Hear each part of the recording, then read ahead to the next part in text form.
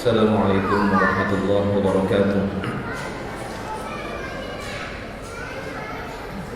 Innal hamdalillah nahmaduhu wa nasta'inuhu wa nastaghfiruh wa na'udzu billahi min syururi anfusina wa min sayyiati a'malina. Man yahdihillahu fala mudilla lahu wa man yudlil fala hadiya lahu. Asyhadu an la ilaha illallah wahdahu la syarika lah wa asyhadu anna Muhammadan abduhu wa rasuluh.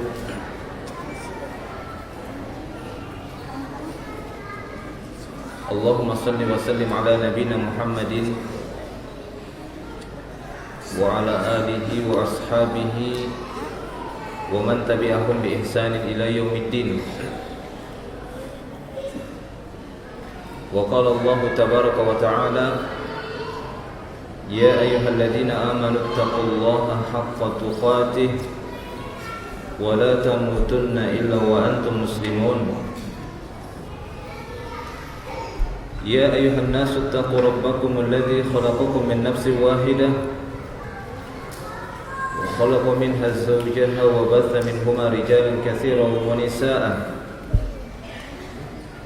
Wattaqullaha alladzi tasaaluna bihi wal arham innallaha kana 'alaikum raqiba. Amma ba'du, fa inna asdaqal hadithi kitabullah wa khairal hadi hadi Muhammadin sallallahu alaihi wasallam wa syarrul umuri muhdatsatuha wa kullu muhdatsatin bid'ah wa kullu bid'atin dhalalah wa kullu dhalalatin finnar.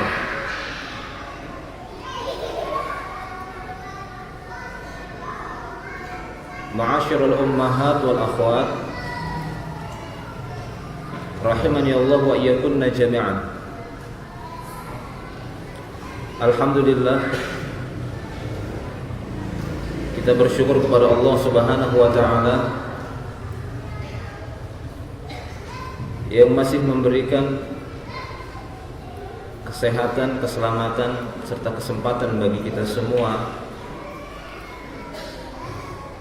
untuk melaksanakan dan melakukan aktivitas-aktivitas kita. Dan pada hari ini Allah Subhanahu wa taala mempertemukan dan mengumpulkan kita di masjid yang mulia ini dengan satu tujuan adalah untuk menuntut ilmu, mempelajari agama Allah Subhanahu wa taala.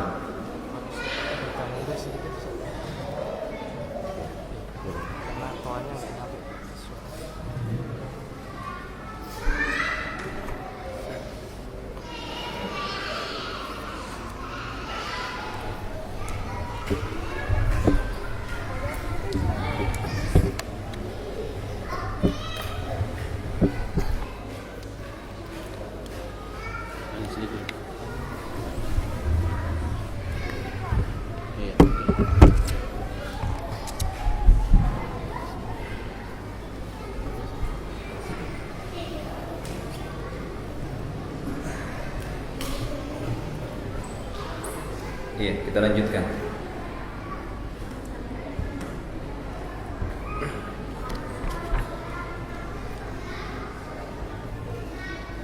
Kita bersyukur kepada Allah Subhanahu wa taala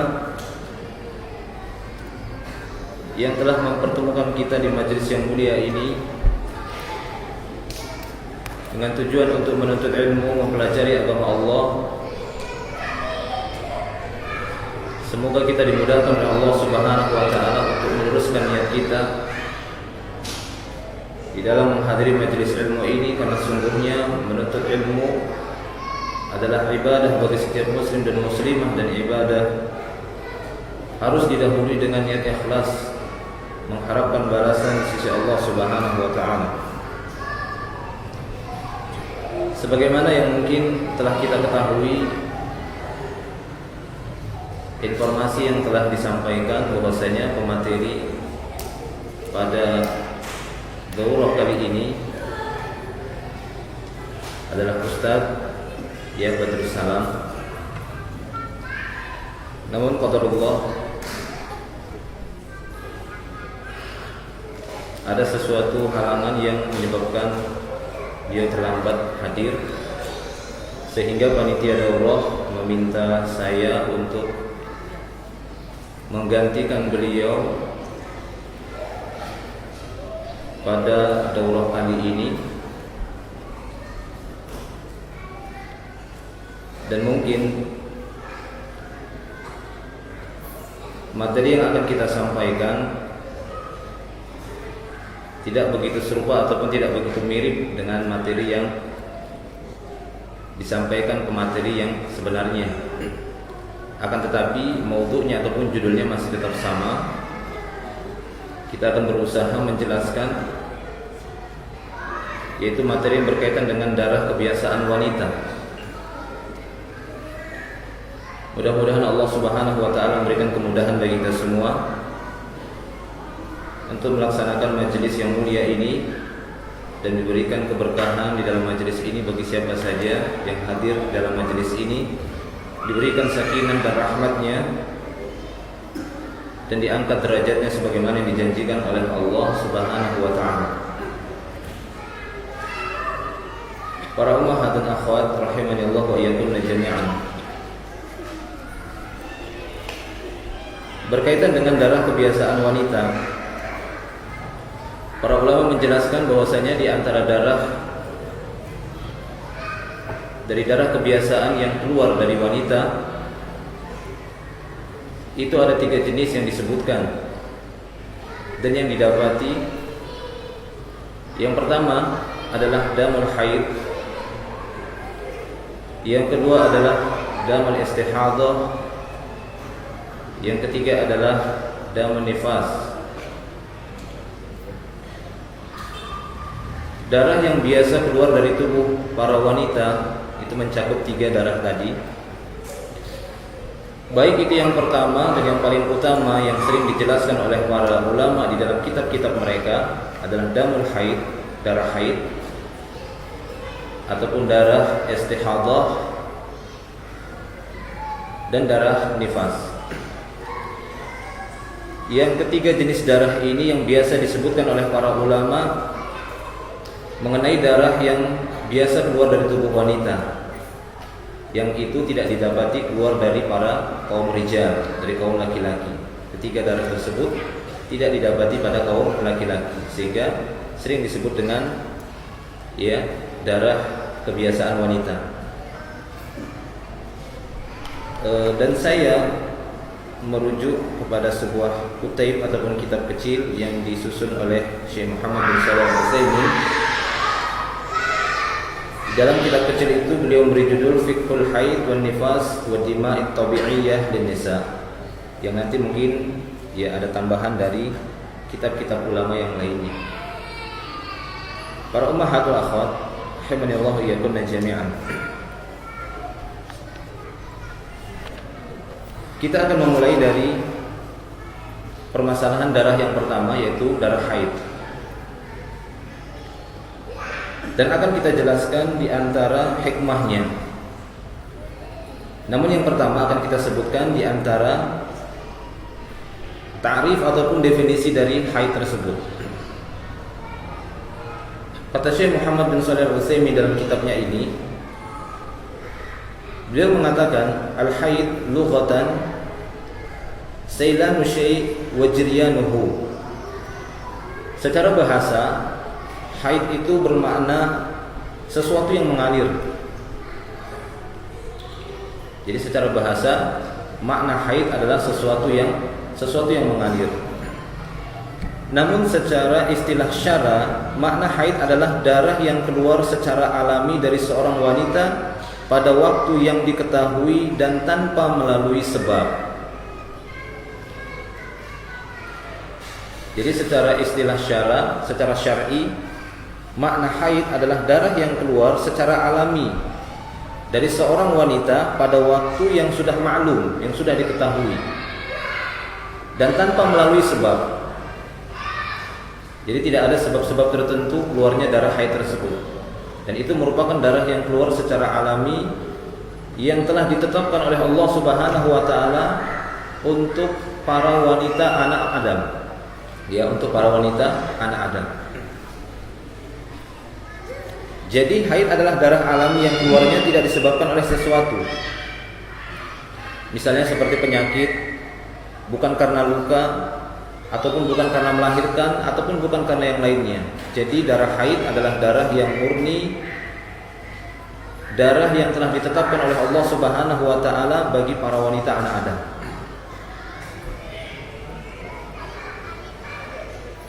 Oleh karena itu, sifat alami ini terkadang berbeda-beda satu wanita dengan yang lainnya. Terkadang perbedaan itu didasarkan karena lingkungan, iklim, ataupun yang semisalnya. Sehingga kita dapati pengalaman-pengalaman para wanita dalam masalah haid itu terkadang kita dapati berbeda satu dan yang lainnya. Dan nanti akan kita dapati sedikit penjelasan mengenai ketentuan-ketentuan, apakah berkaitan dengan waktu ataukah berkaitan dengan jumlah hari. Nanti akan ada sedikit penjelasan dari Syekh Muhammad bin Shalih Al-Utsaimin dalam kitabnya ini. Itu di antara definisi haid. Kemudian kita beranjak kepada hikmah haid tersebut.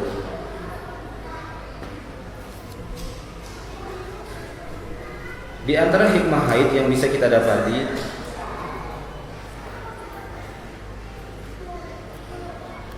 bahwasanya jika seorang wanita hamil, kemudian di dalam perutnya ada janin, maka kebiasaannya wanita-wanita yang hamil itu tidak mengalami haid. Walaupun ini tidak menafikan bahwasanya terkadang kita dapati ada para wanita yang tatkala dia hamil namun tetap mengalami haid, mengeluarkan darah haid. Tapi umumnya para wanita yang hamil ini tidak mengeluarkan darah haid. Sehingga di antara hikmahnya, kata para ulama, seperti yang disebutkan Syekh dalam kitabnya ini, merupakan hikmah dari haid tersebut. Karena sesungguhnya Allah Subhanahu wa taala telah menjadikan darah haid yang biasanya keluar dari wanita sebelum hamil, namun ketika hamil maka darah tersebut Allah Subhanahu wa taala jadikan sebagai intisari makanan yang akan diserap oleh si bayi tersebut. Menjadi intisari makanan, karena pada saat itu ketika janin berada di dalam perut seorang ibu tidak bisa mengkonsumsi makanan, tidak bisa mengunyah makanan, sebagaimana ketika bayi sudah keluar dari perut seorang ibu, dia mungkin bisa disusui ataupun ketika sudah mengkonsumsi bubur, makanan dan semisalnya. Namun bayi yang masih berada di perut seorang ibu ini tidak bisa mengkonsumsi makanan, sehingga Allah Subhanahu wa taala menjadikan darah haid tersebut sebagai sari makanan bagi si janin, yaitu yang meresap melalui pusarnya si bayi yang ada di dalam janin tersebut, seperti yang dijelaskan juga demikian oleh para pakar kesehatan ataupun peneliti. Mereka menyatakan bahwasanya makanan yang diserap oleh si bayi melalui tali pusar. Nah, Allahu a'lam bishawab. Maka Maha Suci Allah dan Maha Besar Allah Subhanahu wa taala dengan hikmah ini sehingga kita dapati bayi yang berada di janin seorang ibu itu mendapatkan serapan makanan melalui dijadikannya darah haid tersebut menjadi pengganti makanan si bayi. Kemudian itu di antara hikmah haid. Kemudian kita beranjak kepada pembahasan yang berikutnya, yaitu usia mendapatkan haid.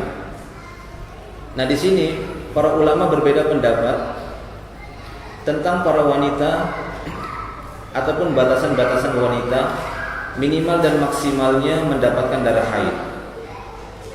Sebagian mereka menyatakan bahwasanya para wanita mendapatkan darah haid tersebut itu antara umur 12 tahun sampai umur 50 tahun.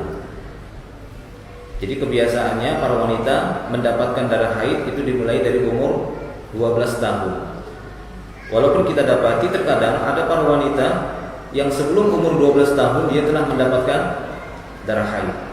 Dan bahkan kita dapati juga terkadang ada para wanita yang di atas 50 tahun masih juga mendapatkan darah haid. Namun ini kebiasaan, sehingga para ulama juga tidak sepakat dalam masalah ini. Namun di antara mereka menjelaskan, di antara batasannya para wanita itu mendapatkan darah haid yaitu dimulai dari umur 12 dan ya ketika umur 50 tahun darah haid itu sudah berhenti biasanya atau masa-masa menopause.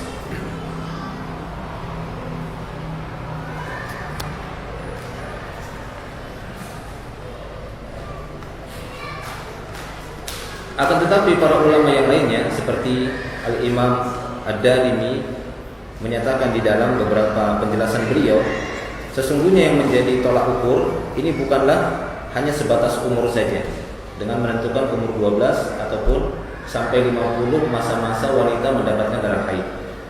Akan tetapi darah haid tersebut itu bisa dilihat dari darahnya itu sendiri. Selama memang darah atau sifat-sifat darah haid tersebut telah didapati bagi seorang wanita, baik itu di bawah umur 12 tahun ataupun setelah umur 50 tahun masih didapati mengeluarkan darah haid, maka wanita tersebut ya dikatakan adalah wanita yang sedang berhaid. Artinya berlaku baginya hukum-hukum wanita haid sebagaimana biasanya. Jadi bukan umur yang menjadi patokan, bukan batasan umur yang menjadi patokan, tapi yang menjadi patokannya adalah selama darah itu ada pada seorang wanita, baik itu di bawah umur 12 atau di atas umur 50, maka dikatakan bagi mereka bahwasanya ya mereka adalah wanita yang sedang berhaid. Wallahu a'lam bishawab. Nah, demikian juga berkaitan dengan lamanya haid tadi. Di sini beliau membawakan firman Allah Subhanahu wa taala di dalam surat Al-Baqarah ayat yang ke-222. Allah Subhanahu wa taala berfirman, "Wa yas'alunaka 'anil mahid." Mereka bertanya kepadamu tentang haid, al-mahid. Nah, walaupun di sini para ulama juga berbeda pendapat ketika menjelaskan apa makna al-mahid. Apakah makna al-mahid tersebut darah haidnya, ataukah yang dimaksud di situ waktu-waktu haidnya? Maka intinya ini adalah berkaitan dengan darah haid. Wa yas'alunaka 'anil mahid. Mereka bertanya kepadamu tentang darah haid. Qul huwa adza. Maka katakanlah bahwasanya darah haid itu adalah kotoran. Fa'tazilun nisa fil mahid. Maka jauhilah wanita-wanita tersebut di waktu haidnya.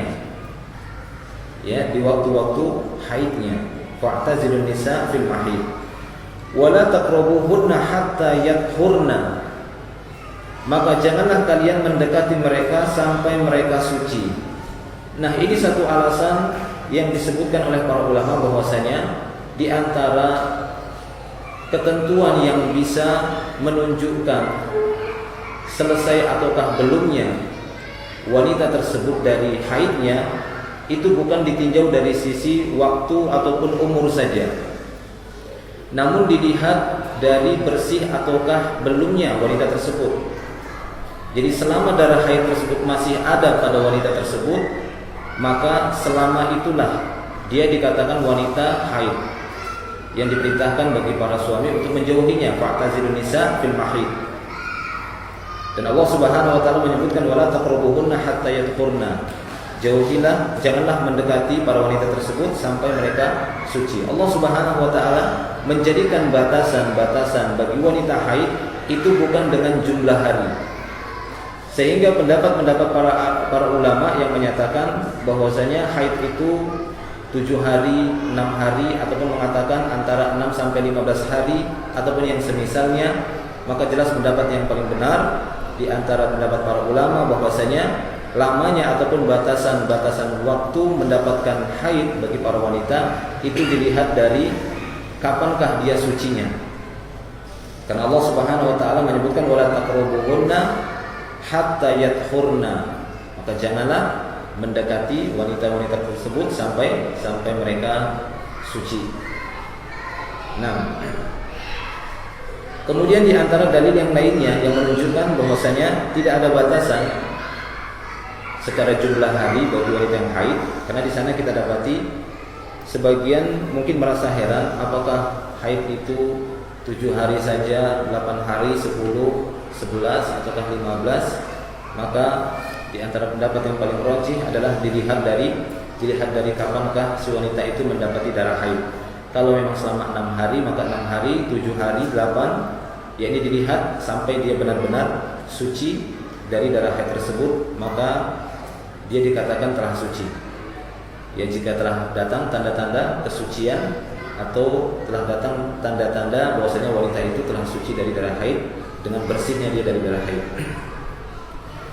Kemudian dalil yang berikutnya yang menunjukkan bahwasanya lamanya masa haid itu tidak bisa ditentukan dengan hitungan hari, namun menentukannya ditinjau dari tohurnya, yaitu bersihnya si wanita tersebut, adalah riwayat yang bersumber dari Aisyah radhiyallahu anha.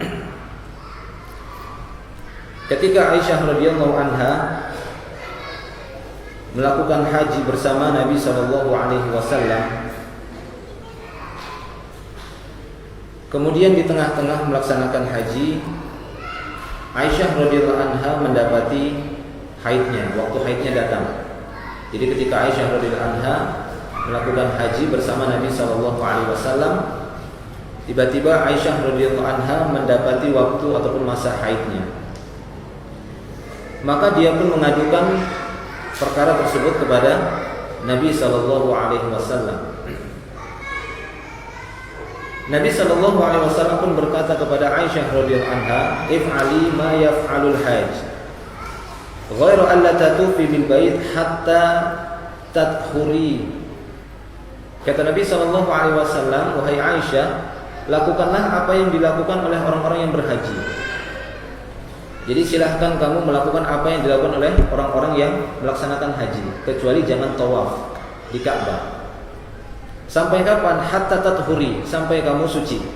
Dan Nabi tidak mengatakan sampai 7, 8, 10, 15 hari. Sebagaimana Allah Subhanahu wa taala juga tadi menyebutkan dalam surat Al-Baqarah, Allah tidak menyebutkan bilangan hari sebagaimana pada kasus-kasus yang lain. Terkadang kita dapati Allah menentukan hari-harinya. Ya, seperti masa iddah itu ditentukan harinya. Namun berkaitan dengan masa ataupun lamanya wanita mendapatkan darah haid, ini tidak ditentukan oleh syariat. Tidak didapati dari Al-Quran dan dari sunnah-sunnah Nabi SAW ditentukan jumlah hari yang menjadi hitungan lamanya wanita mendapatkan masa haid. Bahkan Nabi mengatakan, silahkan kamu melakukan apa yang dilakukan oleh orang-orang yang berhaji, kecuali kamu jangan tawaf di Baitullah, di Ka'bah, hatta tadhuri, sampai kamu suci. Nah, ini pendapat yang berikutnya, dalil yang berikutnya menunjukkan bahwasanya lamanya wanita haid itu tidak bisa ditentukan dengan hitungan ataupun bilangan hari. Namun dilihat kapankah dia sucinya. Wallahu a'lam bishawab.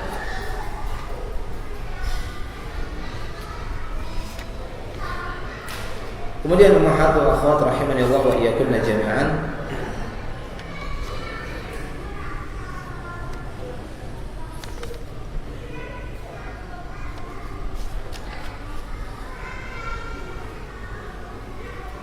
Kita akan melihat bagaimana tentang haidnya wanita hamil. Ya, haidnya wanita hamil, walaupun tadi sudah kita singgung di awal bagaimana secara umum bahwasanya kebiasaan para wanita yang hamil itu tidak mendapati darah haid.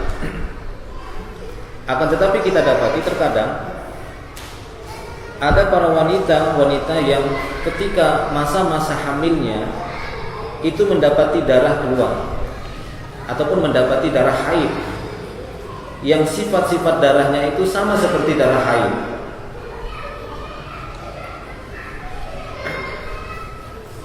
Maka di sini beliau membawakan pendapat Imam Ahmad.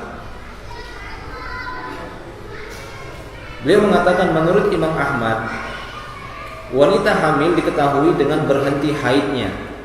Jadi di antara tanda-tanda wanita itu hamil itu diketahui dengan sudah berhentinya haidnya.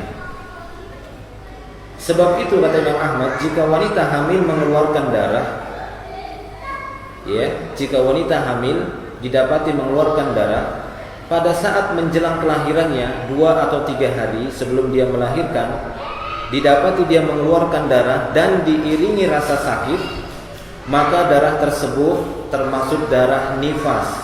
Ini pendapat Imam Ahmad. Ya, ini pendapat Imam Ahmad. Jika didapati wanita hamil mengeluarkan darah 2 atau 3 hari sebelum waktu kelahiran dan disertai rasa sakit, maka beliau mengatakan ini adalah darah nifas. Artinya berlaku baginya hukum-hukum wanita nifas. Artinya dia tidak mengerjakan sholat, dia tidak berpuasa, ataupun hukum-hukum yang lainnya.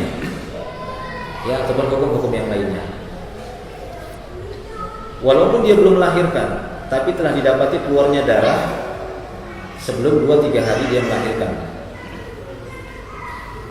Namun kata beliau, jika keluarnya darah tersebut jauh sebelum masa melahirkannya, ataupun sudah dekat masa melahirkan, keluar darahnya tapi tidak diiringi rasa sakit, maka ini bukanlah darah nifas, kata beliau. Jika itu bukan darah nifas, lalu darah apa? Apakah bisa dikatakan itu darah haid? Maka untuk masalah ini para ulama berbeda pendapat.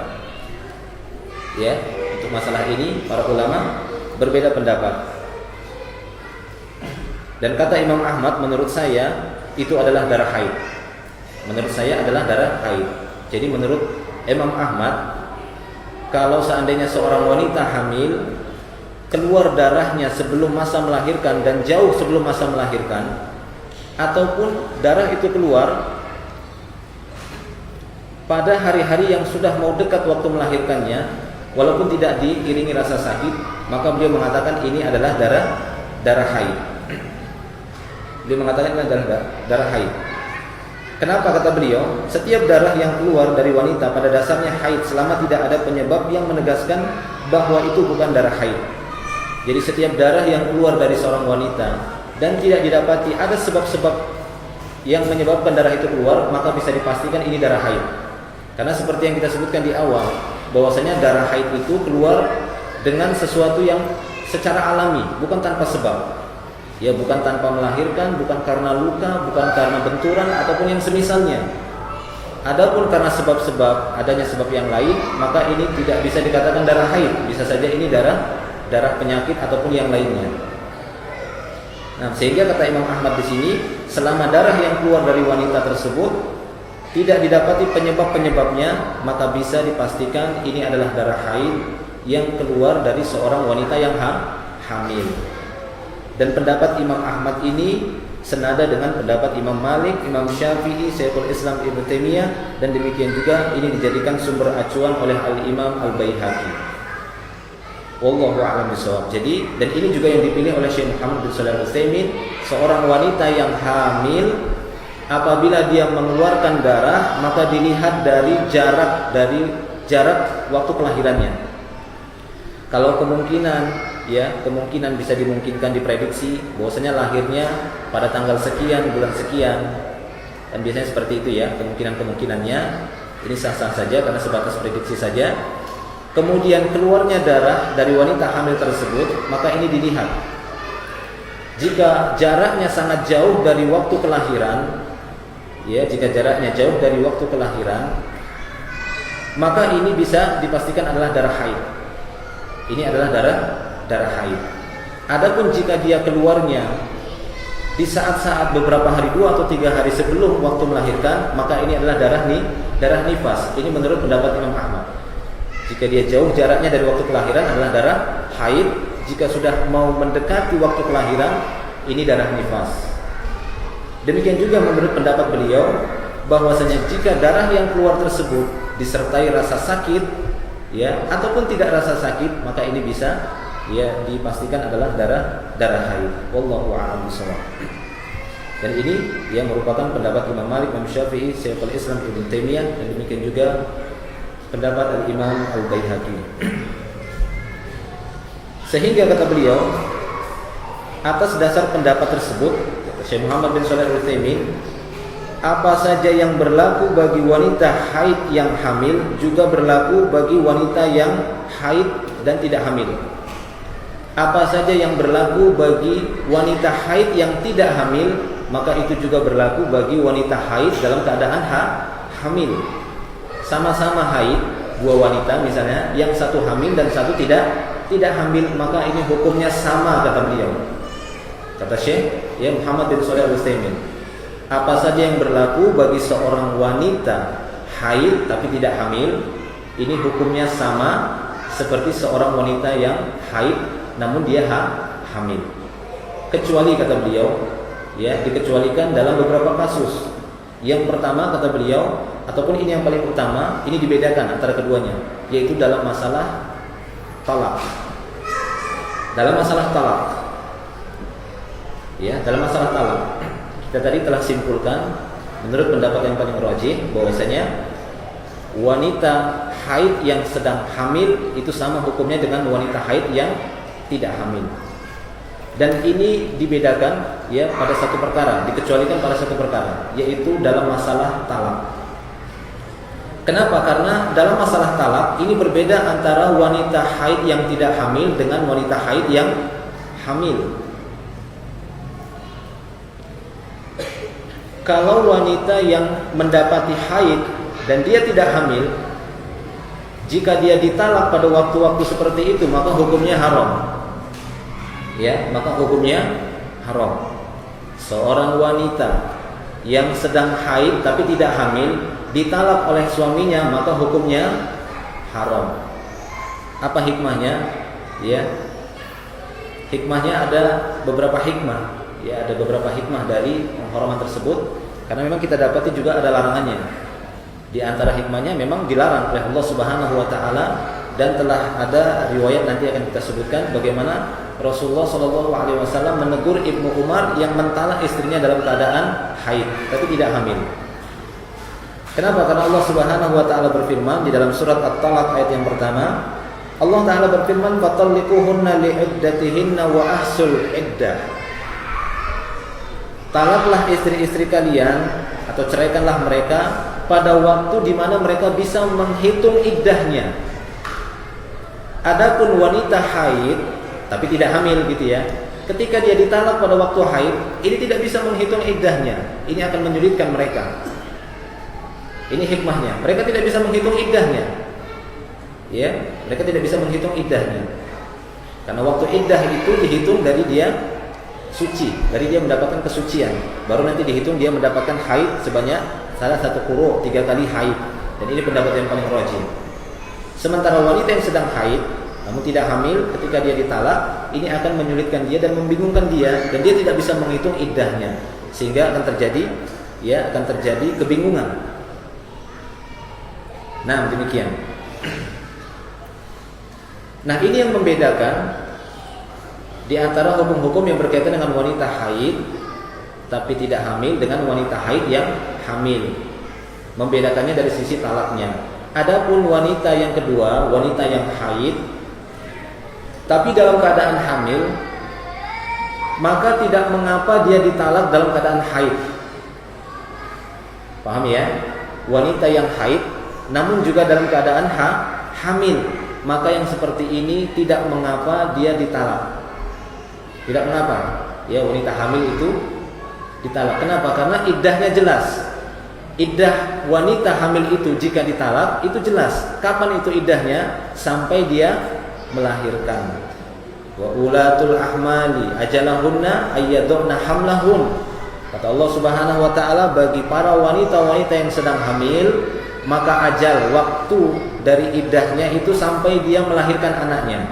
Ketika dia sudah melahirkan anaknya, maka selesailah iddahnya. Jelas kalau wanita hamil itu boleh ditalak sekalipun dia dalam keadaan haid. Wallahu a'lam bishawab. Jadi ya, haidnya wanita hamil itu dari penjelasannya, dan pendapat yang paling rajih adalah seperti yang dijelaskan oleh Imam Ahmad tadi, dan itu dikuatkan juga oleh pendapat Imam Malik, Imam Syafi'i, Syekhul Islam Ibnu Taimiyah, dan Imam Al-Baihaqi, dan ini yang dipilih oleh Syekh Muhammad bin Shalih Al-Utsaimin. Wallahu a'lam bishawab.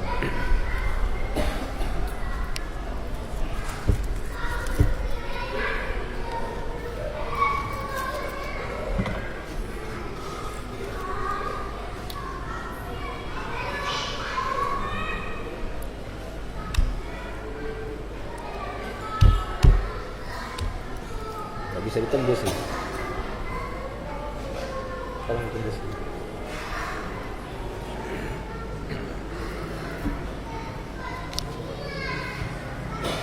Oke, kita lanjutkan fasal yang berikutnya.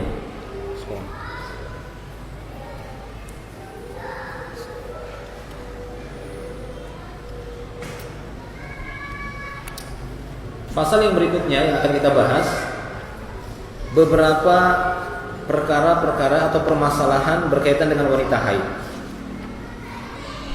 Ya. Fit tawari 'alal haid. Ada beberapa permasalahan-permasalahan yang berkaitan dengan wanita haid. Yang pertama, kata beliau, masalah bertambah atau berkurangnya waktu datangnya haid. Ini terkadang terjadi permasalahan. Terkadang ada para wanita yang mendapati waktu-waktu haidnya itu bertambah berkurang. Terkadang bulan ini dia dapati masa haidnya itu, waktu haidnya dia dapati hanya 6 hari. Tapi pada bulan berikutnya 7 hari, pada bulan berikutnya 10 hari, bulan berikutnya lagi 7 hari lagi. Jadi kita dapati ada para wanita yang memiliki permasalahan, yaitu masa-masa haidnya itu tidak tentu dari sisi jumlah ataupun bilangan harinya. Ya, ataupun maju mundurnya waktu datang haid. Ya, waktu datangnya haid itu maju mundur. Karena terkadang kita dapati ada wanita-wanita yang memang cukup normal.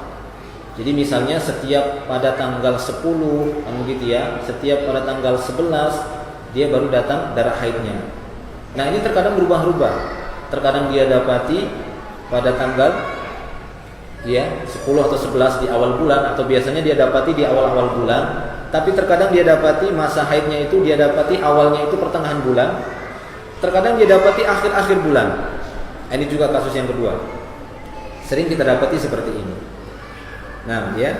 Namun pendapat yang benar bahwasanya para ulama berbeda pendapat dalam masalah ini. Namun yang paling benar, kapanpun seorang wanita mengeluarkan darah haid, maka berarti dia sedang dalam keadaan haid. Ini sudah kita singgung di awal-awal tadi. Kapanpun seorang wanita mendapati darah haid, dan benar itu sifat-sifatnya adalah darah haid, karena sesungguhnya darah haid itu adalah darah yang jelas, ya, bisa dibedakan dengan darah yang lainnya. Darah haid itu adalah darah yang ma'ruf, bisa dilihat dari sisi warnanya itu berbeda, ya, warnanya, demikian juga baunya, apalagi rasanya, kan, gitu, jangan dirasain, kan, gitu ya. Ya, jadi darah haid itu dibedakan dari 3 hal ini, walaupun yang ketiga jangan dicoba, gitu ya. Bisa dari sisi warna itu beda darah haid dengan darah yang darah segar. Ya, ditinjau dari sisi warnanya, ataupun bisa dari sisi baunya. Jelas bau darah haid itu lebih menyengat dan lebih bau dibandingkan darah segar atau darah yang bersih. Apalagi dari sisi rasanya, tapi jangan dirasain, kan, gitu ya, karena itu najis. Nah, demikian. Jadi selama wanita itu mendapati darah haid itu ada, maka selama itulah berlaku hukum-hukum wanita haid baginya. Walaupun didapati tidak tentunya bilangan hari, kadang 7, kadang 8. Kok bulan ini saya 6, bulan berikutnya saya 10 hari, bahkan bulan berikutnya 15 hari. Namun selama darah yang keluar itu adalah darah haid, ya, maka berlakulah hukum-hukum wanita haid bagi wanita tersebut. Demikian juga kok di awal bulan, bulan depannya di pertengahan bulan, bulan berikutnya di akhir bulan, ya, maka selama dia mendapati darah haid tersebut, berlakulah hukum-hukum wanita haid baginya. Wallahu a'lam bishawab. Kemudian permasalahan yang berikutnya juga adalah masalah warna kuning ataupun keruh. Jadi jelas tadi ya, berkaitan dengan waktu yang tidak normal, yang tidak kontinu, maka cara mengukurnya adalah dilihat dari darah itu sendiri. Kalau memang masih keluar darah haid, dia dihukumi wanita haid, kecuali telah datang tanda-tanda bahwasanya dia telah selesai dari masa haidnya, yaitu berhentinya darah tersebut. Nah, wallahu a'lam bishawab.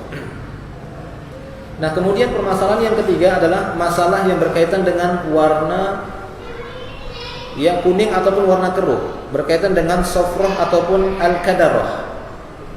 Warna kuning ataupun warna kehitam-hitaman yang keluar dari seorang wanita setelah masa haidnya.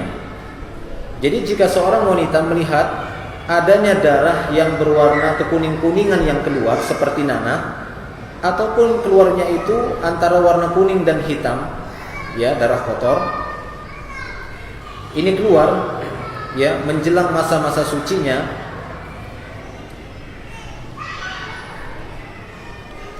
maka itu dihukumi darah haid. Jadi kalau ya antunna mendapati ya di masa-masa haid, misalnya ya, di masa-masa haid kemudian keluar darah yang berwarna kekuning-kuningan seperti nanah ataupun kehitam-hitaman bersamaan dengan darah haid sebelumnya, maka ini masih dikatakan dia ya waktu haid. Ya, masih dikatakan dia adalah wanita haid. Dan berlaku baginya ya hukum-hukum yang berkaitan dengan wanita haid. Akan tetapi jika darah itu keluar warna kuning ataupun warna hitam itu keluarnya setelah masa sucinya, maka ini tidak dianggap sama sekali. Dia tetap dikatakan wanita yang suci. Paham ini ya? Terkadang kita dapati ada para wanita yang keluar sofroh ataupun al-kadarah, kekuning-kuningan seperti nanah atau kehitam-hitaman.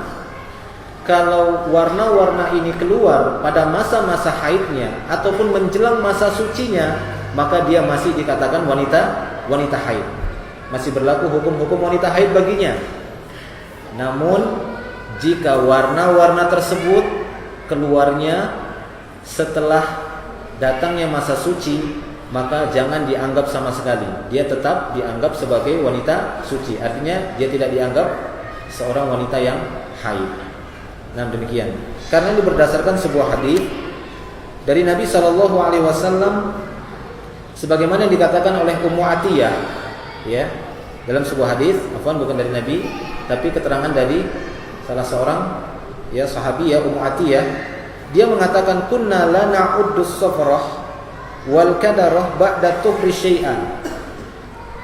Adapun darah kuning ataupun darah keruh kehitam-hitaman setelah masa suci itu tidak kami perhatikan, tidak kami anggap sama sekali. Jadi kalau warna-warna tersebut keluarnya setelah jelasnya masa suci seorang wanita, kemudian keluar warna-warna tadi, maka ini tidak dianggap sebagai darah haid. Ya, tidak dianggap sebagai darah haid. Nah, demikian. Dan sesungguhnya di antara tanda-tanda seorang wanita itu jelas kesuciannya, keluarnya qassatul bayda, ya. Keluarnya qassatul bayda. Qassatul bayda itu cairan putih, ya. Qassatul bayda atau qissah bayda. Jadi di antara tanda wanita tersebut telah selesai dari masa haidnya, yaitu keluarnya qassatul bayda atau qissatul bayda. Seperti cairan putih itu keluar, maka ini menandakan wanita itu telah suci, telah bersih. Nah, kalau tanda-tanda ini sudah keluar dari seorang wanita, ini menunjukkan selesailah masa haidnya.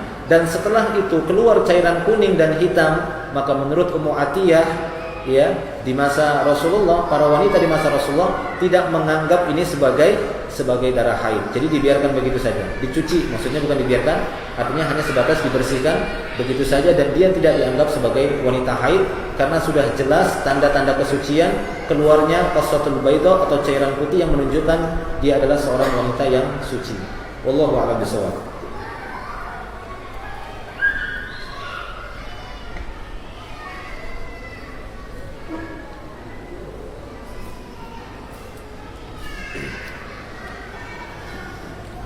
Dan di antara dalil yang menunjukkan tentang qassatul bayda ataupun darah putih tadi, cairan putih tadi, adalah riwayat yang disebutkan oleh Imam Bukhari dalam sebuah bab darah kuning dan keruh yang keluar di masa haid. Pernah sekelompok wanita mengirimkan sebuah ad-darajah. Ad-darajah itu keranjang, di dalamnya berisi kapas-kapas. Namun kapas-kapas itu bukan kapas yang bersih, tapi kapas yang sudah tercampuri oleh darah haid. Ya, di antaranya ya kapas tersebut ada yang darahnya seperti ini, ada darah yang seperti ini. Kalau sekarang ya bisa disebut ya seperti softtek lah, begitu ya, hifadhah ataupun softtek atau yang semisalnya. Nah, pernah sekelompok wanita mengirimkan satu keranjang yang di dalamnya berisi kapas-kapas yang sudah ya terkena darah haid. Kemudian dikirimkan ke Aisyah radhiyallahu anha. Ya, pada kapas itu ada bekas-bekas darah haid. Pada satu kapas terlihat ada cairan darah warna kuning. Pada satu kapas terlihat ya cairan warna yang ini. Maka kata Aisyah radhiyallahu anha, janganlah kalian tergesa-gesa sampai kalian benar-benar melihat qassatal baydha.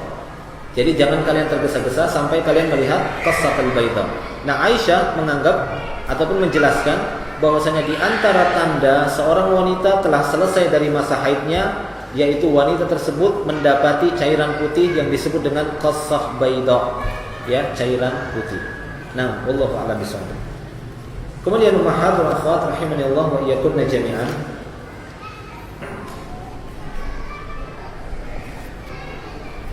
Yang berikutnya masalah terputus-putusnya ya haid, masalah terputus-putusnya haid.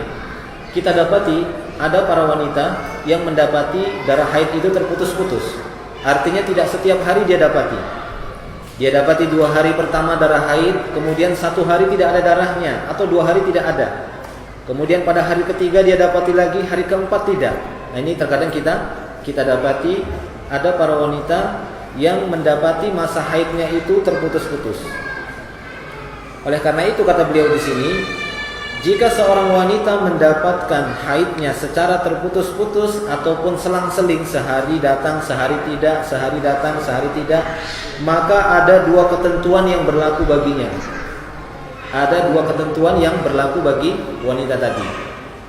Yang pertama kata beliau, jika keluarnya darah tersebut terus-menerus sepanjang waktu, maka jelas ini adalah darah istihadah, ya, darah penyakit. Maksudnya begini, ketika darah haid itu datang, ya, 5 atau 6 hari, kemudian tiba-tiba terputus, dan setelah itu yang keluar adalah darah segar, terus keluar dalam waktu yang lama, maka ini adalah darah istihadah, ya, maka dia berlaku baginya hukum wanita mustahadah. Adapun jika keluarnya darah tersebut tidak terus-menerus, tapi hanya beberapa waktu saja, sehingga ada saat-saat yang menunjukkan bahwa wanita itu suci, ya, ataupun ada masa-masa wanita itu mengeluarkan darah, maka di sini para ulama berbeda pendapat.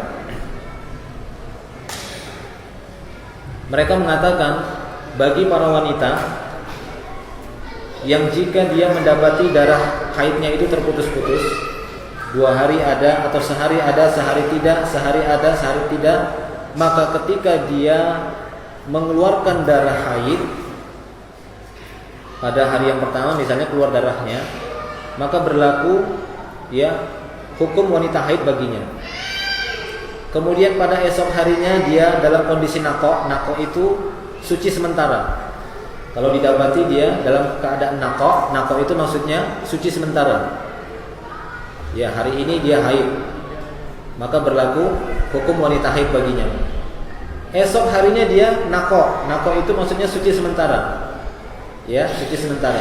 Maka kata para ulama, di saat-saat dia suci sementara, walaupun besoknya keluar lagi darah haidnya, ya, baginya berlaku hukum wanita suci. Ketika keluar darah haid, baginya berlaku baginya berlaku hukum wanita haid, dan seperti itu seterusnya.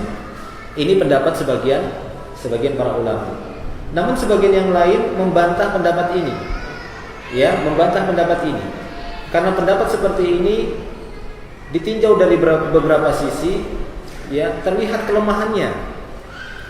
Yang pertama, ini tidak menunjukkan kemudahan Islam itu sendiri. Padahal kita dapati Islam itu adalah agama yang mudah. Justru ini akan memberatkan kaum wanita, bagi para wanita yang mendapati masa haidnya terputus-putus.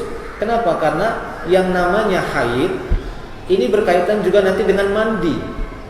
Tidak boleh dia melakukan sholat, puasa atau ibadah yang lainnya kecuali setelah dia mandi.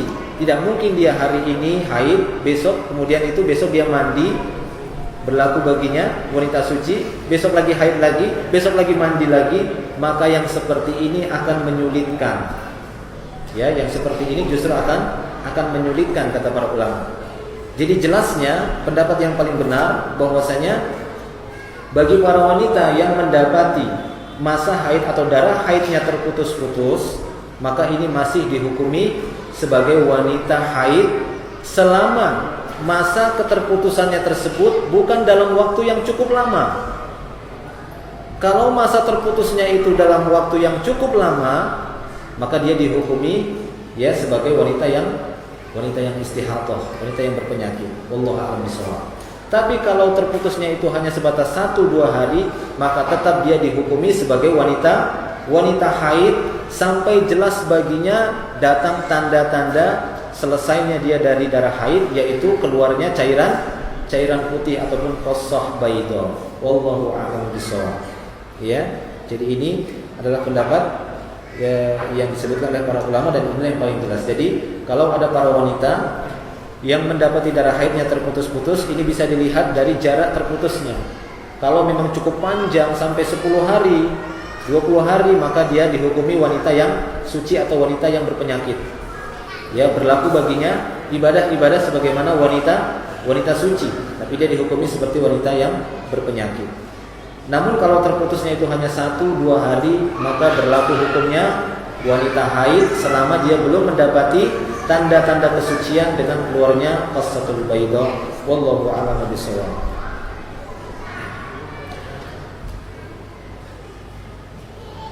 Baik. Kemudian yang berikutnya pasal yang keempat. Hukum-hukum wanita haid. Tadi kita sering menyebutkan berlaku baginya hukum-hukum wanita haid. Berlaku baginya hukum-hukum wanita haid. Apakah hukum-hukum yang berlaku bagi seorang wanita yang haid? Karena tadi sudah kita sedikit banyaknya sudah kita jelaskan bahwasanya bagaimana cara menentukan ya dari waktu-waktu haid tersebut. Sekarang kita beranjak kepada hukum-hukum wanita haid. Artinya selama dia mendapati darah haid, karena ini pendapat yang paling rajih, tidak ditentukan dengan jumlah hari ya, dan belum kelihatan tanda-tanda berhentinya darah haidnya, maka dia dihukumi wanita yang sedang haid dan berlaku hukum-hukum wanita haid baginya. Apa itu hukum-hukum wanita haid? Yang pertama kata beliau dalam masalah sholat. Ya, dalam masalah sholat. Dalam masalah sholat, maka bagi seorang wanita yang mendapati darah haid dari masa-masa haidnya, wajib baginya atau haram baginya mengerjakan sholat, wajib baginya untuk meninggalkan sholat. Ya, haram baginya untuk mengerjakan